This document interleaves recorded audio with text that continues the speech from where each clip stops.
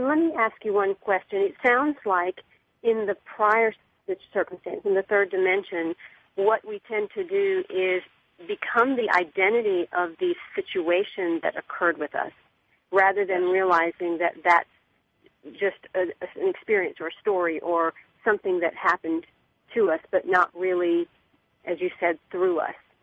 Yes, as very we move much. forward, as we raise into a different dimensional experience, all of a sudden we can see those things just as different pieces and parts and start to understand that those are not our identities. It's almost as if we're unpacking. Yes, unpacking we're letting go of who we're not. Yes.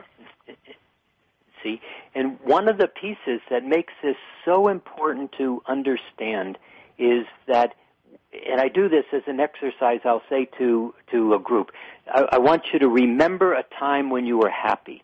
And so what they do is they look into the past, they put their attention on a time, and then they have an emotion, and they smile, and I'll say, hold your attention on, remember that time, now feel the feeling. Remember the time, feel the feeling, remember the time, feel the feeling. Now feel the feeling, and let go of the memory. What happens is they're still happy. When you have an emotion, you cannot have an emotion in the past. You can only have an emotion in the present. How many times have you heard somebody say, you say, how are you doing? And they say, I'm really sad my husband died 20 years ago. And they're correct. They're sad because of that. But the sadness is in the moment. It's not 20 years ago. So when you're in that fourth dimensional, fifth dimensional space with choice, you can say, my husband died 20 years ago. It was a sad event. But here I am in the moment. Let's party. Let's have a nice experience. I'm really nice to be here with you in the moment. And you disassociate the emotion from the event, and you are no longer controlled by the history of your past.